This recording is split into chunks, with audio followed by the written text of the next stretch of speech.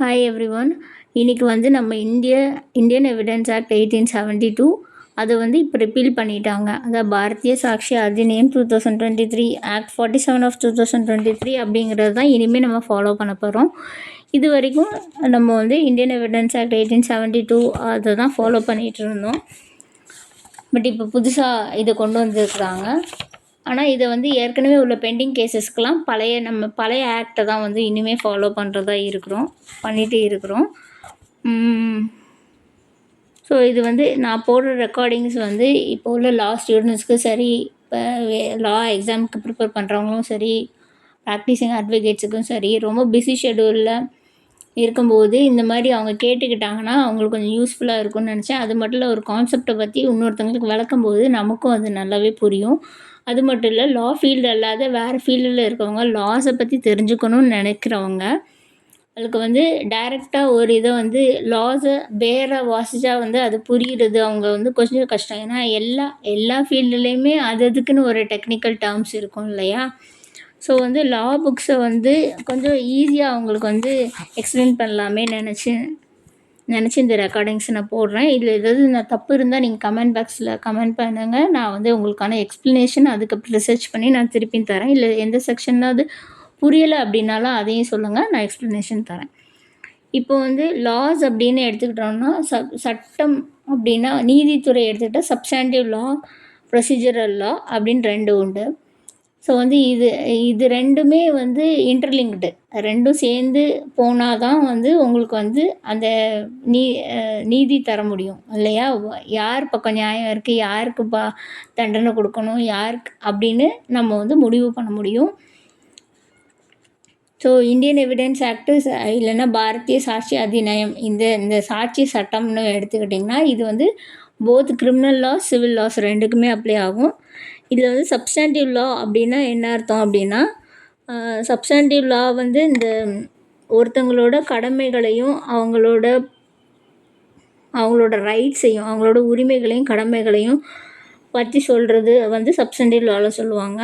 For example, substantive லாவுக்கு example என்னது அப்படின்னா வந்து நிறைய லா இருக்குது. அதில் எக்ஸாம்பிளாக சொல்கிறது வந்து கான்ட்ராக்ட் லா. அதாவது ஒரு கான்ட்ராக்ட்னா என்னது, எதெல்லாம் கான்ட்ராக்ட் எப்படி போடலாம், கான்ட்ராக்ட் மீறினா என்ன ஆகும் அப்படிங்கிறதெல்லாம் வந்து சொல்கிறது. இதெல்லாம் வந்து சப்ஸ்டாண்டிவ் லா. அப்புறம் டாட் லா, ப்ராப்பர்ட்டி லா, அப்புறம் கிரிமினல் லா, ஃபேமிலி லா, இந்த மாதிரியெல்லாம் இருக்கிறது வந்து சப்ஸ்டாண்டிவ் லா. ப்ரொசீஜரல் லா என்ன அப்படின்னா, இப்போ நான் சொன்னேன்ல சில சட்டங்கள், இப்போ இந்தியன் பீனல் கோடு வந்து நமக்கு சப்ஸ்டாண்டிவ் லா. இந்தியன் பீனல் கோட்னா தண்டனை சட்டம். இப்போ அதை வந்து பாரதிய நியாய சங்கீதாவை ஆக்கிட்டாங்க. அதாவது உங்களுக்கு அப்படியே இங்கிலீஷில் நீங்கள் ட்ரான்ஸ்லேட் பண்ணணும்னு நினச்சிங்கன்னா இந்தியன் ஜஸ்டிஸ் ஆக்ட்னு வச்சுக்கலாம்.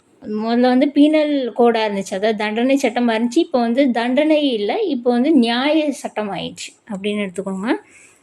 ஸோ ப்ரொசீஜரில் இந்த மாதிரி லாஸ் எல்லாம் வந்து ஒரு ப்ரொசீஜரில் ஃபாலோ பண்ணினா தான் வந்து நம்ம அதை வந்து கரெக்டாக யூஸ் பண்ண முடியும். ஸோ வந்து அதை யூஸ் பண்ணுறதுக்கு என்னென்ன வழி அப்படின்னு சொல்கிறது தான் வந்து ப்ரொசீஜரல் லான்னு சொல்லுவாங்க. ப்ரொசீஜரல் இல்லாதது தான் வந்து ரூல்ஸு, ரெகுலேஷன்ஸ், அதெல்லாம் வந்து எந்த ப்ராசஸில் எந்த மெத்தடில் நீங்கள் வந்து உரிமைகளையும் கடமைகளையும் தண்டனைகளையும் இல்லை நியாயத்தையும் நீங்கள் வழங்க முடியும் அப்படிங்கிறது தான் ப்ரொசீஜரல் லா. ப்ரொசீஜரல் லா வந்து சிவில் ப்ரொசீஜர் கோடு இருக்குது, அது நமக்கு சிவில் லாஸ் இது பண்ணும். சிஆர்பிசி இருக்குது, அது கிரிமினல் லாஸை பண்ணும். சிஆர்பிசி தான் இப்போ வந்து பாரதிய நாகரிக் சுரக்ஷா சன்ஹிதா 2023 அப்படிங்கிறத கொண்டு ரிப்பீல் பண்ணிட்டாங்க. ஆனால் நம்ம பெண்டிங் கேசஸ்க்கெலாம் சிஆர்பிசியும் ஃபாலோ பண்ணுறோம். சாரி ஆமாம், பெண்டிங் கேசஸ்க்கு வந்து சிஆர்பிசியை ஃபாலோ பண்ணுறோம். இப்போ நியூவாக வர்றதுக்கு வந்து நம்ம பாரதிய நாகரிக் சுரக்ஷா சன்ஹிதாவை ஃபாலோ பண்ணுறோம். ப்ரொசீஜரல் லா சப்ஸ்டான்ஷியல் லா புரிஞ்சிருக்குன்னு நினைக்கிறேன். ப்ரொசீஜரல் லாவில் தான் வந்து அது எதெல்லாம் வந்து கவர் பண்ணும் அப்படின்னா ஜூரிஸ்டிக்ஷன், அதாவது உங்களோட பவர், உங்களோட ஆளுமை, ஒரு கோர்ட்டோட ஆளுமை எந்தெந்த இடத்துக்கு பரவி இருக்கிறது அப்படிங்கிறத பற்றி.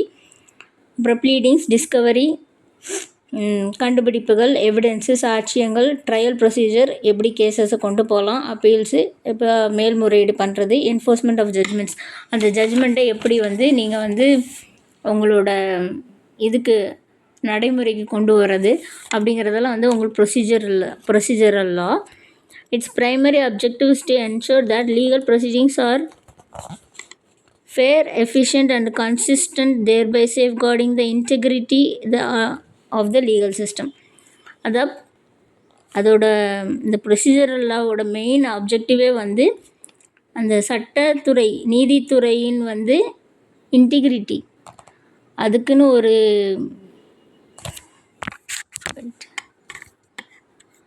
நீதித்துறையின் ஒருமைப்பாட்டை வந்து பாதுகாக்கிறதுக்கு இந்த ப்ரொசீஜரல் லாஸ் தேவைப்படுது.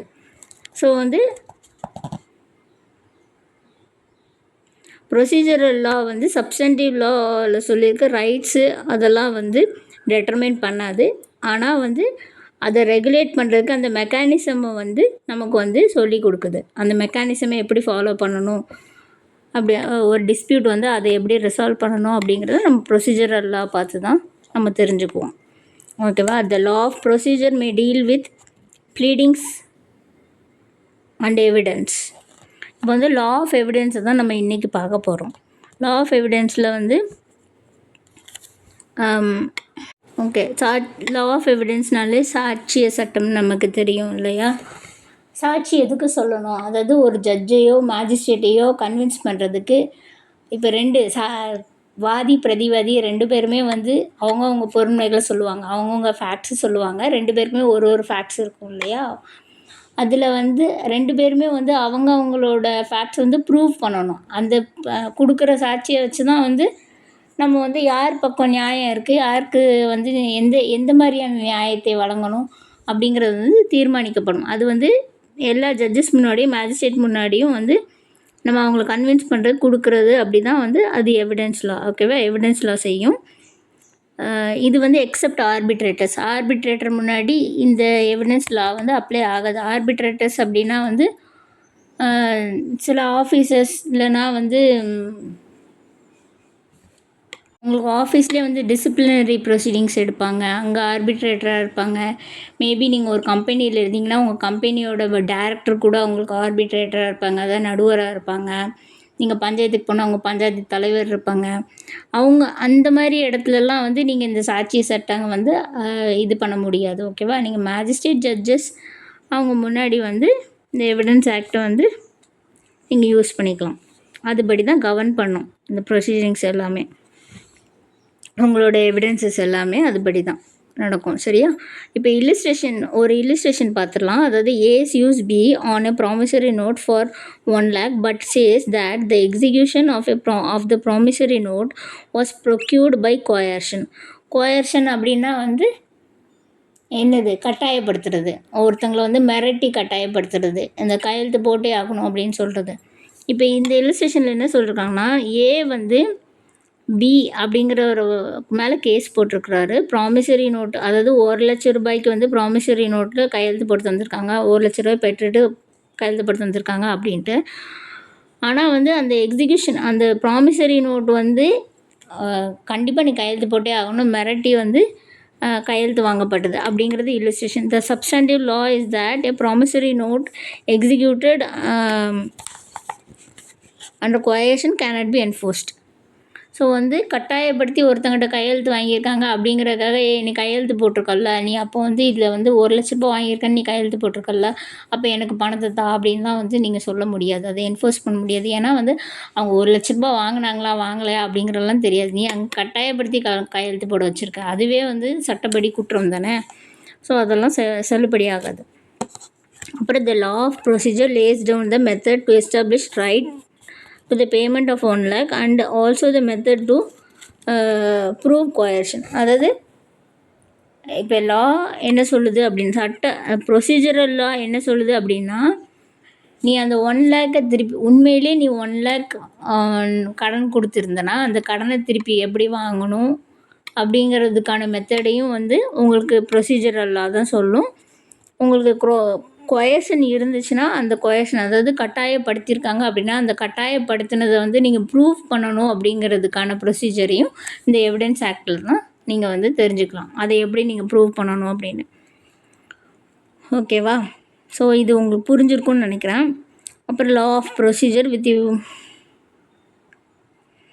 லா இப்போ எவிடன்ஸ் லாவில் என்ன அப்படின்னா என்ன சொல்கிறாங்க அப்படின்னா what facts may or may not be proved in such cases.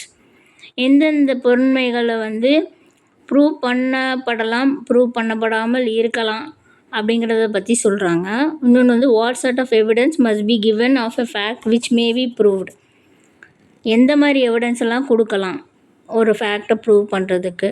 By whom and in what manner the evidence must be produced which any fact is to be proved. ஒருவேளை ஏதாவது ஒரு பொருண்மை ஒரு சொல்லப்பட்ட ஒரு சங்கதி ப்ரூவ் பண்ணணும், நீங்கள் இதை நிரூபிக்கணும் அப்படின்னா அந்த நிரூபிக்கிறதுக்கு தேவையான சாட்சியங்களை யார் மூலமாக கொடுக்க வேண்டும், யார் கொடுக்கும் அப்படிங்கிறதையும் வந்து இந்த எவிடன்ஸ் ஆக்டில், அதாவது பாரதிய சாட்சிய அதிநயம், இந்தியன் எவிடன்ஸ் ஆக்ட் ரெண்டுமே வந்து ஒரே விஷயந்தான் சொல்லுது. அதை பற்றி தான் இங்கே ஃபுல்லாக சொல்கிறாங்க. ஸோ இது வந்து ப்ரொசீஜரல் லா. ஓகேவா? இப்போ இதுக்கான ரூல்ஸ் என்னெல்லாம் அப்படின்னு பார்த்தீங்கன்னா, evidence must B confined to the matter in issue. அந்த பிரச்சனைக்குள்ளாகி இருக்கிற சங்கதிகளை பொறுத்து தான், அதுக்கு மட்டும்தான் நீங்கள் வந்து சாட்சி கொடுக்கணும். இப்போ வந்து ஃபார் எக்ஸாம்பிள் ஏ வந்து பியை கொலை பண்ணிட்டான். அப்போ வந்து ஏ பியை வந்து கொலை பண்ணதை சி வந்து பார்த்துருக்காரு. சி வந்து ஏ பியை கொலை பண்ணதை நான் பார்த்தேன் அப்படின்னு தான் சொல்லணும். அது பார்த்தாரா பார்க்கலையா அப்படிங்கிறதையும் எங்கே பார்த்தாரு என்ன பார்த்தாருங்கிறது தான் சொல்லணும். இதை விட்டுட்டு அவர் கோர்ட்டில் வந்து ஆமாம் இவன் ஏ வந்து பியை கொலை பண்ணலை, ஆனால் டி ஈயை கொலை பண்ணதை நான் பார்த்தேன் அப்படின்னு சொல்லக்கூடாது. அது வந்து தேவையில்லை இல்லையா? ஏன்னா இங்கே ஏ பியை கொலை பண்ணானா கொலை பண்ணலையாங்கிறது தான் இங்கே ஃபேக்டட் இஷ்யூ. நீங்கள் அதுக்கு தகுந்த சாட்சியை தான் நீங்கள் கொடுக்கணும். நீங்கள் தேவையில்லாமல் வேறு ஒரு சாட்சியை வந்து இங்கே கொடுத்துக்கிட்டு இருக்கக்கூடாது அப்படிங்கிறது ஒரு ரூல். இன்னொன்று, hearsay evidence is not to be admitted. Hearsay evidence அப்படின்னா வந்து எவிடன்ஸ் மஸ்ட் பி டைரக்ட் அப்படிங்கிறதும் ஒரு ரூல் தான். சரியா?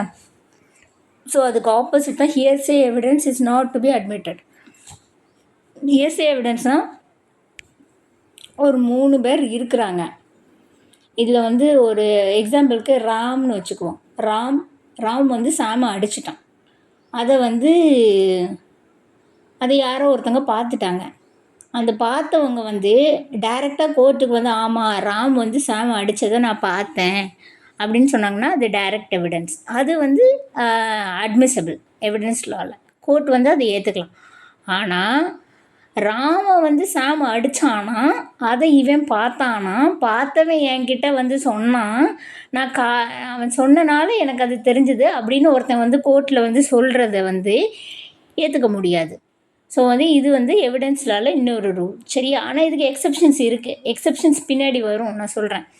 அதாவது 3வது நபரின் சாட்சிகள் வந்து ஓரல் எவிடன்ஸாக வந்து கொடுக்கும்போது அதை வந்து ஏற்றுக்கக்கூடாது. அதுதான் வந்து உங்களுக்கு வந்து ஒரு ரூலு. ஆனால் அதுக்கு எக்ஸப்ஷன் இருக்குது. அதை நான் உங்களுக்கு அப்புறமா சொல்கிறேன். அந்த ஹியர்சே எவிடன்ஸை பற்றி எக்ஸ்ப்ளனேஷன் தரும்போது, in all cases the best evidence must be given. அதாவது ஒரு சிறந்த எவிடன்ஸ் தான் வந்து கொடுக்கணும்.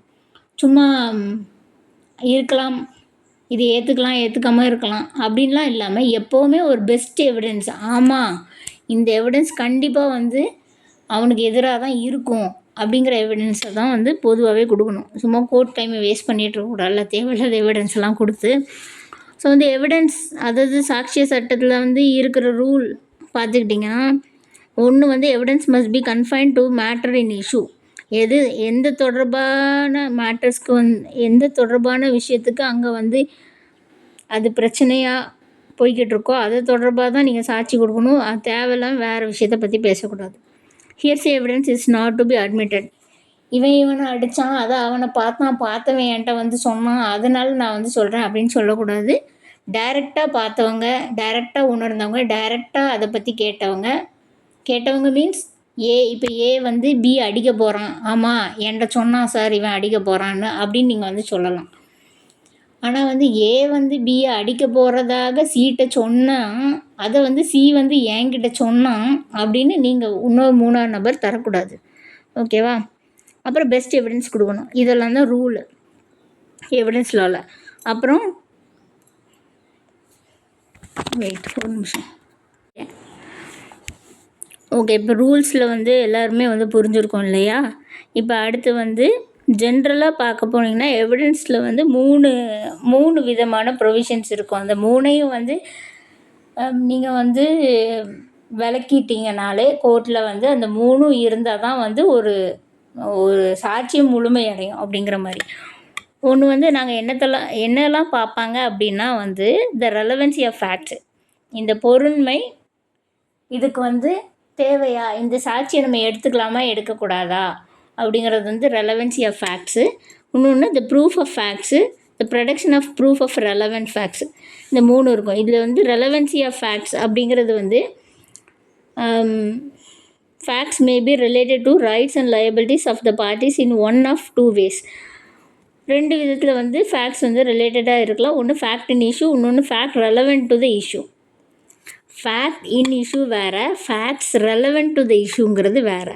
சரியா? இதை நல்லா புரிஞ்சுக்கணும். இந்த ரெண்டுக்கும் வந்து வித்தியாசம் இருக்குது. ஃபேக்ட் இன் இஷ்யூங்கிறது வேறு, fact relevant to the issue அப்படிங்கிறது வேறு. ஃபேக்ட் இன் இஷ்யூ அப்படின்னா என்னென்னா, fact in issue are those whose existence determines the establishment of rights and liabilities in the proceedings. fact in issue நான் சொன்னது தானே. இப்போ ஃபார் எக்ஸாம்பிள் வந்து ஏ வந்து பிஏ கொன்னுட்டான் அப்படின்னா ஏ பிஏ கொன்னானா, ஏ பிஏ எப்படி கொன்னான், ஏ பிஏ எங்கே வச்சு கொன்னான், இப்படிங்கிறதெல்லாம் வந்து இஷ்யூ அப்படி தானே. ஸோ இதுக்கு தேவையான ஃபேக்ட்ஸ் எல்லாம் வந்து ஃபேக்ட் இன் இஷ்யூ. பாருங்கள், ஏ இல்லுஸ்ட்ரேஷன் வந்து A causes the death of B under certain circumstances and with certain intention and knowledge. The facts which leads to the interference that A murdered B are facts in issue. இதுதான் facts in issue. இப்போ வந்து இன்னொன்று fact relevant to the issue அப்படின்னா என்ன அப்படின்னா, அந்த ஆமாம் ஏ BA கொன்னானா அப்படிங்கிறத தெரிஞ்சுக்கிறதுக்கு சில பொருண்மைகள் அதுக்கு உதவி பண்ணும். கொன்னானா இல்லையாங்கிறது தெரிஞ்சுக்கிறதுக்கே சில விஷயங்கள் ரெலவெண்ட்டாக இருக்கும், உதவி பண்ணும் எஸ்டாப்ளிஷ் பண்ணுறதுக்கு. அந்த விஷயத்தை பற்றி எஸ்டாப்ளிஷ் பண்ணுறதுக்கு சில இது வந்து யூஸ்ஃபுல்லாக இருக்கும். அதுதான் facts relevant to the issue. The existence of these facts facilitate to draw interference as to the existence of the facts in issue. The facts are not themselves fact in issue but may affect the probability of the existence of fact in issue. So வந்து illustration உங்களுக்கு சொல்கிறேன். A is accused of causing the death of B under certain circumstances. The fact that A was not in the city on the date of the murder will impact the likelihood of the existence of the fact in issue of B's murder. இப்போ வந்து fact in issue என்னது? ஏ BA கொன்னானா அப்படிங்கிறது fact in issue. இப்போ ஏ வந்து மெட்ராஸில் இருந்தானா, மும்பையில் இருந்தானா, சென்னை எங்கே இருந்தான், வெளிநாட்டில் இருந்தானா அப்படிங்கிறது இங்கே ஃபேக்ட் இன் இஷ்யூ கிடையாது, அப்படி தானே. ஆனால் ஏ பிஏ கொன்னானா அப்படிங்கிறத ஒரு விளக்கத்தை நம்ம எஸ்டாப்ளிஷ் பண்ணணும்னு நினைக்கிறப்போ ஏ வந்து அந்த ஊரில் இல்லை அப்படிங்கிறது வந்து இது ஃபேக்ட் இன் இஷ்யூ கிடையாது. ஆனால் அது வந்து தேவையான ரெலவெண்ட்டு ஃபேக்ட் தானே. ஃபேக்ட் இன் இஷ்யூக்கு ரெலவெண்ட்டான ஃபேக்ட். ஏன்னா ஏ அந்த ஊரில் இல்லை, அப்புறம் எப்படி அவன் வந்து பிஏ கொண்டிருப்பான் அப்படிங்கிறது வந்து இங்கே எஸ்டாப்ளிஷ் பண்ணுது இல்லையா. ஸோ அதனால தான் நான் ஃபஸ்ட்டு சொன்னேன், ஃபேக்ட் இன் இஷ்யூ வேறு, facts relevant to the issue வேறு. அப்புறம் வந்து ரெண்டாவது என்ன அப்படின்னா proof of relevant facts. Proof of okay, அது உங்களுக்கு புரிஞ்சிச்சு இல்லையா. Facts in issue, fact relevant to the issue வந்து புரிஞ்சிருக்கும்னு நினைக்கிறேன். அப்புறம் proof of relevant facts. The court can draw no interference from fact in issue or a relevant fact till it believes it to exist. The way in which a fact should be proved depends on the nature of the fact. For example, some facts are known to all, facts which do not require any proof, and the court will take judicial notice of facts. ஓகேவா? So court வந்து எதெல்லாம் நம்பணும்னு நினைக்குதோ அதை மட்டும்தான் நம்பும். சரியா? இந்த okay fact இன் இஷ்யூவோ இல்லை relevant ஃபேக்டையோ எல்லாத்தையும் நம்பது எதெல்லாம் ஒரு ப்ரூடண்ட் மேன் வந்து நம்புவானோ, ஒரு வந்து ஒரு சாதாரண மனிதனுக்கு கூட இது புரியும் அப்படிங்கிற பட்சத்தில் எந்த மனிதன் இதெல்லாம் நம்புவானோ அப்படிங்கிறத மட்டும்தான் வந்து அது பிலீவ் பண்ணணும்னு நினச்சா அது நடந்திருக்கும் அப்படின்னு நினைக்கிறத மட்டும்தான் அது நம்பும் அந்த கோர்ட்டு. இன்னொன்று வந்து இன்னொரு விஷயம் என்ன இருக்குன்னா, எல்லாருக்குமே ஒரு விஷயம் தெரிஞ்சிருக்கு அப்படின்னா வந்து கோர்ட் வந்து அதுக்கு ஜுடிஷியல் நோட்டீஸ் எடுத்துக்கும்.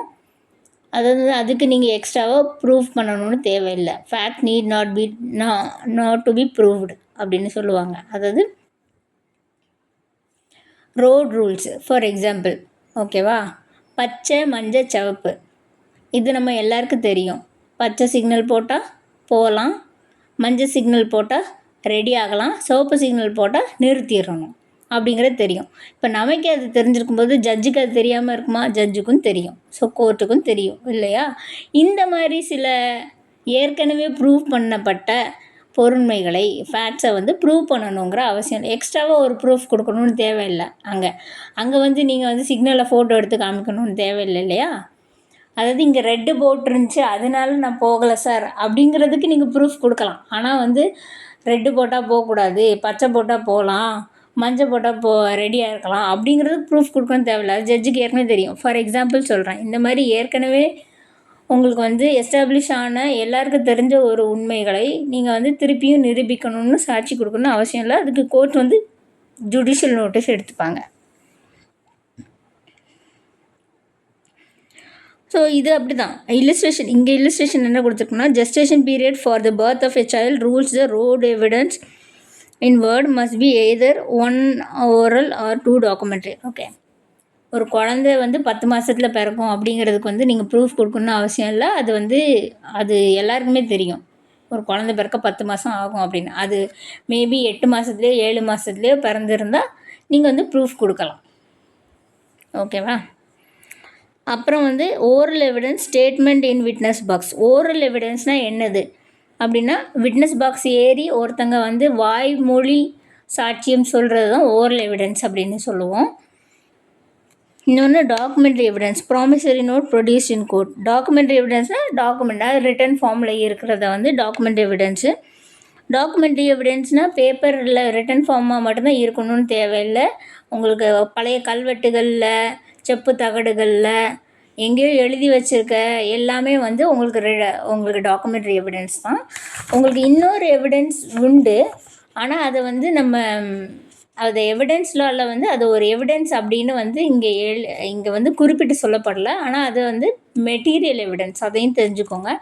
மெட்டீரியல் எவிடன்ஸ் அப்படிங்கிறது வந்து கத்தி இல்லை துப்பாக்கி அந்த மாதிரி சில விஷயங்களை வந்து மெட்டீரியல் எவிடன்ஸ். அதாவது இவன் இந்த கத்தியால் தான் இவனை குத்துனான், இவன் இந்த துப்பாக்கியால் தான் இவனை சுட்டான் அப்படின்னு வரப்போ அந்த மெட்டீரியல், அதுக்கு யூஸ் பண்ண மெட்டீரியலும் அங்கே எவிடன்ஸ் ஆகுது. அதான் மெட்டீரியல் எவிடன்ஸ். இங்கே ஏன் அதை வந்து எவிடன்ஸ் ஆக்டில் அதை கொடுக்கல, பாரதிய சாட்சிய அதிநியத்துலேயும் அதை பற்றி சொல்லலை அப்படின்னா, எல்லா மெட்டீரியல் எவிடன்ஸையும் ப்ரூவ் பண்ணுறதுக்கு ஒரு ஓரல் எவிடன்ஸ் தேவைப்படுது இல்லையா? வெறும் கத்தியை இப்போ நீங்கள் ஒரு கத்தியை கொண்டு வச்சிங்கன்னா அந்த கத்தி வந்து வெறும் மெட்டீரியல் ஆகாது, வெறுமனே மெட்டீரியல் ஆகிடாது. ஏன்னா அது கிச்சனில் இருந்து எட்டு வந்த கத்தியா இல்லை அவன் கொலை பண்ணவன் குத்துன கத்தியா அப்படிங்கிறத வந்து ஒருத்தர் வந்து சாட்சி கூண்டில் ஏறி சொன்னால் தான் வந்து அது தெரிய வரும். அதனால அதை வந்து இங்கே பெருசாக சொல்லலை. ஸோ வந்து ஓரல் எவிடன்ஸ், டாக்குமெண்ட்ரி எவிடன்ஸ் ரெண்டு தான் வந்து நம்ம எவிடன்ஸ் ஆக்டில், அதாவது சாட்சிய அதிநியத்தில் சொல்லியிருக்கிறாங்க. இன்னொன்று வந்து த ப்ரொடக்ஷன் ஆஃப் ப்ரூஃப். மூணாவது இந்த மூணையும் பற்றி ஒரு விளக்கமாக இந்த கான்செப்ட்ஸை விளக்கி சொல்கிறது தான் வந்து சாட்சிய சட்டம். சரியா? சாட்சிய அதிநியம், இந்தியன் எவிடன்ஸ் ஆக்ட் அப்படின்னு எடுத்துக்கலாம். ஸோ மூணாவது the production of proof. The rules regarding production of proof includes burden of proof. யார் மேலே ஒரு சாட்சி, ஓகே இப்போது இதை எப்படி சொல்லலாம் அப்படின்னா, வாதி பிரதிவாதி 2 பேர் இருக்கிறாங்க. இப்போ வாதி வந்து பிரதிவாதியை வந்து குற்றம் சாட்டுகிறார் அப்படின்னா வந்து அதை நிரூபிக்கக்கூடிய பொறுப்பு யார் மேலே இருக்குது? இல்லைன்னா பிரதிவாதி வந்து வாதியை சொன்ன குற்றத்தை எதிர்க்கிறார் அப்படின்னா வந்து அதை ப்ரூவ் பண்ணுறதுக்கான, அதை நிரூபிக்கிறதுக்கான, அவரோட ஃபேக்ட்ஸை அவர் சொல்லக்கூடிய சங்கதிகளை நிரூபிக்கிறதுக்கான பொறுப்பு யார் மேலே இருக்குது அப்படிங்கிறது வந்து பர்டன் ஆஃப் ப்ரூஃப்ங்கிற சாப்டரில் சொல்லியிருக்கிறாங்க. இன்னொன்று கண்டிஷன்ஸ் டு ப்ரொடியூஸ் எவிடன்ஸ், எந்த மாதிரி கண்டிஷனில் எவிடன்ஸை கொடுக்கலாம், எப்படி எவிடன்ஸ் எல்லாம் ஏற்றுக்கொள்ளப்படும் அப்படின்னு. அப்புறம் எப்படி ஒரு விட்னஸை வந்து எக்ஸாமின் பண்ணலாம், how is evidence to be tested. ஓகேவா? விட்னஸ்னால் வந்து அதை பார்த்தவங்க, இப்போ சாட்சி சொன்னோம், நான் அந்த கொலையை பார்த்தேன் சார் அப்படின்னு ஒருத்தர் வந்து சொன்னால் அது விட்னஸ். சரியா? அவங்க வந்து அப்போ அவங்கள எப்படி கோர்ட்டில் வந்து எக்ஸாமின் பண்ணலாம் அப்படிங்கிறத பற்றி சொல்கிறதும் இந்த சாட்சிய சட்டம் தான். அப்புறம் the effect upon the subsequent proceedings, அடுத்தடுத்து வர ப்ரொசீடிங்ஸ்க்கு என்ன எஃபெக்ட் தருவாங்க. இப்போ வந்து the Indian evidence act 1872, Indian evidence act 1872 வந்து ஆக்ட் நம்பர் 1 ஆஃப் 1872. சரியா? இதை வந்து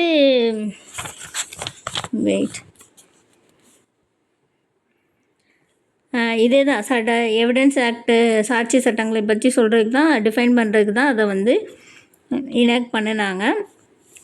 பேஸ்ட் அப்பான் த ஃபர்ம், இது வந்து sir James Fitz James Stephen அப்படிங்கிறவரோட ஒர்க்கு. சரியா? அவர் தான் வந்து இதுக்கு வந்து இந்த ஆக்டை தலைமை தாங்கி எழுதினவர். The law is mainly based upon the firm work by Sir James Fitzman Stephen.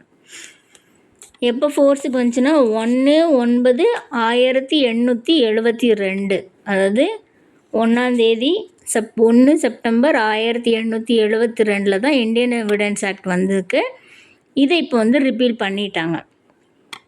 இப்போ புதுசாக வந்திருக்க ஆக்ட் என்னது, இதுக்கு பதிலாக த பாரதிய சாக்ஷிய அதிநயம் 2023. கான்செப்ட் ஒன்று தான், ரெண்டுலேயும் கான்செப்ட் ஒன்று தான். ஆனால் இப்போ அது பிரிட்டிஷ் காலத்தில் இருந்தனால சில தேவையில்லாத சாட்சியங்கள் அதெல்லாம் எடுத்திருக்காங்க. இப்போ உள்ள காலத்துக்கு ஏற்ப நமக்கு தேவையான சில விஷயங்கள், நம்ம இப்போ ரொம்ப டிஜிட்டலாக போயிட்டோம் இல்லையா, எலக்ட்ரானிக்கெல்லாம் போகுது, அதனால் அதெல்லாம் இன்க்ளூட் பண்ணியிருக்கிறாங்க. அப்புறம் இந்த பாரதிய சாக்ஷிய சத்தியம் அதிநயம்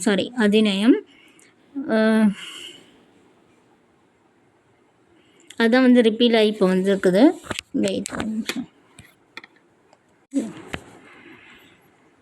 இந்தியன் எவிடன்ஸ் ஆக்டை வந்து நிறைய வாட்டி அமெண்ட் பண்ணியிருக்கிறாங்க தேவைக்கேற்ப, அந்தந்த காலத்திற்கு ஏற்ப.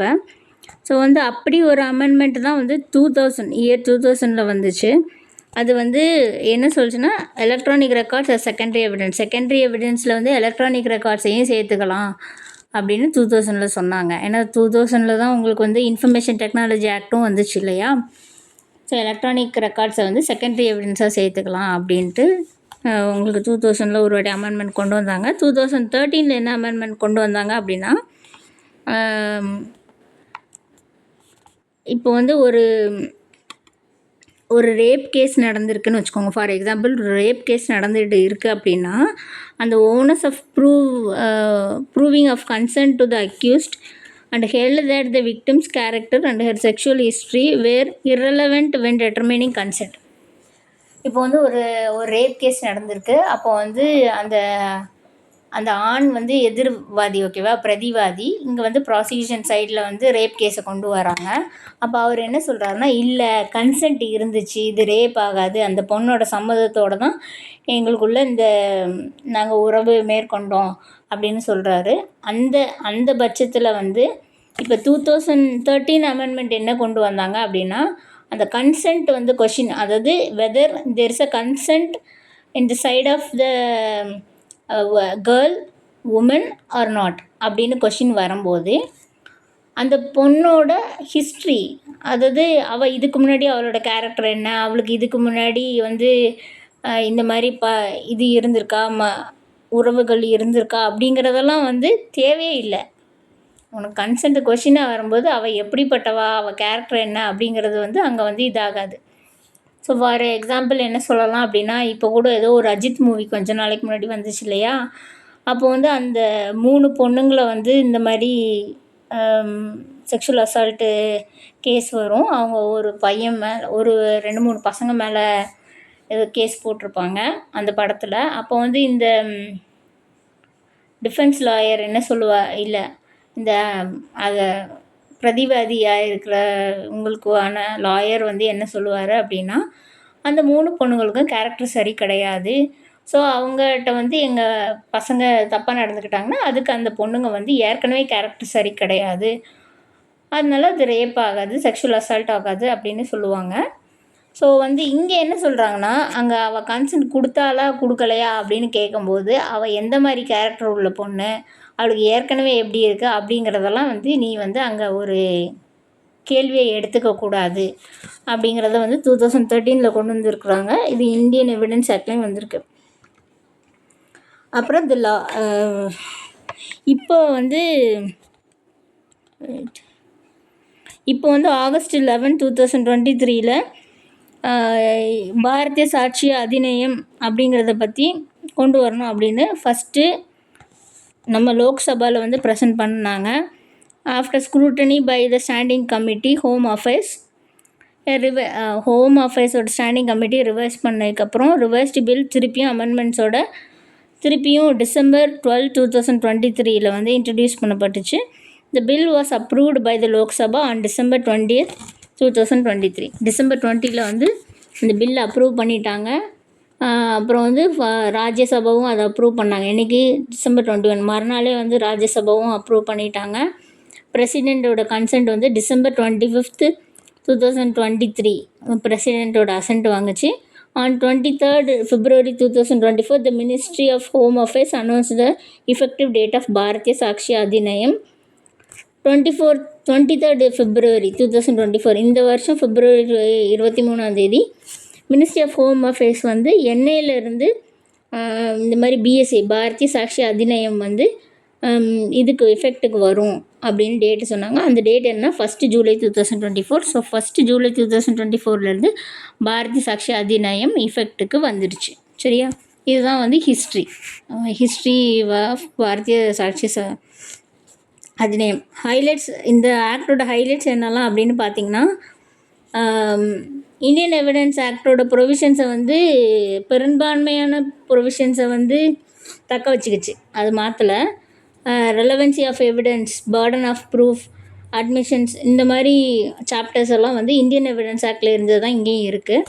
ஆனால் சில புது செக்ஷன்ஸையும் இன்ட்ரடியூஸ் பண்ணியிருக்கிறாங்க. அதில் என்ன அப்படின்னா, ஒன்று எலக்ட்ரானிக் ரெக்கார்ட்ஸ், இன்னும் செகண்டரி எவிடன்ஸ்.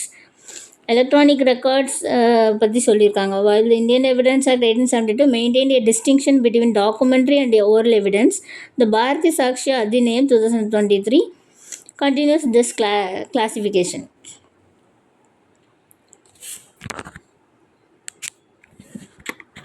இப்போ என்னென்னா, டாக்குமெண்ட்ஸுக்கு செகண்டரி எவிடன்ஸுக்கு கீழே தானே அங்கே வந்து பழைய சட்டத்தில் செகண்டரி எவிடன்ஸுக்கு கீழே தான் எலக்ட்ரானிக் ரெக்கார்ட்ஸ் இருந்துச்சு. இப்போ வந்து டாக்குமெண்ட்ஸுக்கு கீழே கொண்டு வந்துட்டாங்க. எலக்ட்ரானிக் ரெக்கார்ட்ஸையும் டாக்குமெண்ட்ஸுக்கு கீழே நீங்கள் வந்து சொல்லலாம் அப்படின்னு கொண்டு வந்துட்டாங்க.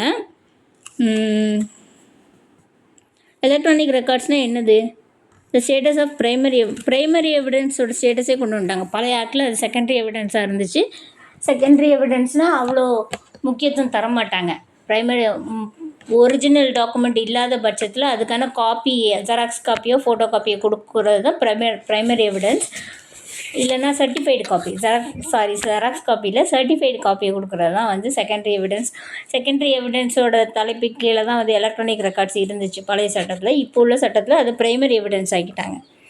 It acknowledges data stored in semiconductor memory or communication devices like smartphone, laptops, allowing such information to be admissible as evidence. ஸ்மார்ட்ஃபோனில் இருக்கிற ரெக்கார்ட்ஸு, இந்த மாதிரி செமிகண்டக்டர் மெமரி கார்டில் இருக்கிற ரெக்கார்ட்ஸு, லேப்டாப்பில் நம்ம ரெக்கார்ட் பண்ணுறதெல்லாம் வந்து கோர்ட் ஏற்றுக்கும் எவிடன்ஸாக அப்படின்னு வந்து ப்ரைமரி எவிடன்ஸாகவே ஏற்றுக்கும் அப்படிங்கிறத இப்போ நியூ ஆக்டில் வந்து கொண்டு வந்துட்டாங்க. இன்னொன்று secondary evidence. The revised legislation broadens the scope of secondary evidence to encompass both oral and written admissions as well as testimony from experts who have examined the documents. Okay, இதை வந்து கொஞ்சம் broaden பண்ணியிருக்காங்க அந்த ஸ்கோப்பை. Secondary எவிடன்ஸுக்கு வந்து எவ்வளோ முக்கியத்துவம் கொடுக்கலாங்கிறது ஸ்கோப்பை வந்து broaden பண்ணியிருக்காங்க. இன்னொன்று ஓரல் எவிடன்ஸ் என்ன அப்படின்னா, submission of oral evidence electronically enabling witnesses, accused individuals and victims to testify through electronic means. அதாவது முன்னாடி ஓரல் எவிடன்ஸ்லாம் கூண்டில் ஏறி சாட்சி சொல்லணும் இல்லையா? விட்னஸ்னாலும் அப்படி தான். அக்யூஸ்டும் அதுதான், விக்டிமாக இருந்தாலும் நீங்கள் வந்து பாதிக்கப்பட்டவராக இருந்தாலும் நீங்கள் கூண்டில் ஏறி தான் சாட்சி சொல்லணும். இப்போ உள்ள புது சட்டத்தில் எப்படி கொண்டு வந்திருக்காங்கன்னா, ஓரல் எவிடன்ஸ் வந்து நீங்கள் எலக்ட்ரானிக் மீன்ஸ் த்ரூ அதன் மூலமாகவும் நீங்கள் சாட்சி சொல்லலாம். இல்லைனா நீங்கள் வந்து கன்ஃபெஷன் விட்னஸ் ஏறலாம் அப்படின்னு சொல்லியிருக்கிறாங்க. வாக்குமூலம் சொல்கிறது அதெல்லாம். அப்புறம் joint trials. In joint trial multiple individuals free prosecution together for the same offence and the confession or statement of one accused can affect other involved. The Indian Evidence Act 1872 states that if a statement is proven valid, it applies to all parties in the trial. The Bharatiya Sakshi Adhinayam add a clarification stating that trials involving multiple defendants where one is absconding or evading arrest will be treated as joint trials. Okay, இப்போ என்னென்னா பழைய சட்டத்திலேயே வந்து நமக்கு சொல்லியிருந்தாங்க, அது நமக்கு தெரியும். என்ன அப்படின்னா, ஒரு கான்ஸ்பிரசி, ஒரு 4-5 பேர் சேர்ந்து ஒரு குற்றத்தை செஞ்சுருக்காங்க அப்படின்னா, அதில் 4-5 பேரில் ABCDEF அப்படின்னு இருந்துச்சுன்னா, அந்த ஏவை பற்றி இ சொன்னாலும் சரி, எஃப்பை பற்றி சி சொன்னாலும் சரி, அது எல்லாருக்கும் இல்லை, ஏதோ இது இப்படி தான் பண்ணணும்னு ஒருத்தங்க சொன்னால் அது எல்லாருக்குமே பொருந்தும் அப்படிங்கிறது வந்து பழைய ஆக்ட்லேயே நமக்கு தெரியும். இப்போ என்ன சொல்கிறாங்கன்னா, அரெஸ்ட்டும் அப்படி தான். இப்போ ABCDEF அப்படின்னு 5 பேர் இருக்கிறாங்க. அதில் வந்து ABCD எல்லோரும் வந்துட்டாங்க, ஆனால் எஃப்பை மட்டும் காணும், அப்ஸ்காண்ட் ஆகிட்டாங்க. அப்படிங்கிறப்போ அந்த அரெஸ்ட்டு வந்து மற்ற 4 பேருக்கு சேர்ந்து தான் அப்படிங்கிறது இப்போ புதுசாக கொண்டு வந்திருக்காங்க. ஏன்னா வந்து ஒருத்தன் அப்ஸ்காண்ட் ஆக முடியாதுல்ல, மற்ற 4 பேரும் மாட்டிப்பாங்கல்ல. அப்போ வந்து நீங்கள் 5 பேர் வந்து தான் ஆகணும். அப்படி ஒருத்தனை அப்ஸ்காண்ட் பண்ணிவிட்டு மற்ற 4 பேர் சொல்லுவான்ல, நீ ஒழுங்காக வந்துரு, உன்னால் எனக்கும் அரெஸ்ட் ஆகுதுன்னு சொல்லுவான்ல. ஸோ வந்து அந்த மாதிரி ஒரு புது இதை கொண்டு வந்திருக்கிறாங்க. இதுதான் வந்து உங்களுக்கு வந்து Bharatiya Sakshi Adhiniyam 2023 comparing to Indian evidence act 1872. அதை வந்து ஒரு இன்ட்ரடக்ஷன் தான் சொல்லியிருக்கிறேன். இதை வந்து அடுத்த வர ரெக்கார்டிங்ஸில், அடுத்தடுத்த வர வாய்ஸ் கிளாஸஸில் நம்ம வந்து இதுக்கு வந்து எக்ஸ்ப்ளனேஷன் பார்ப்போம். நான் வந்து ஒரு 10 செக்ஷனாக எக்ஸ்ப்ளைன் பண்ண ட்ரை பண்ணுறேன். 10 செக்ஷனோ 20 செக்ஷனோ, ஏன்னா வந்து ஃபுல்லாக ஒரே ஆடியோவில் கொடுக்க முடியாது இல்லையா.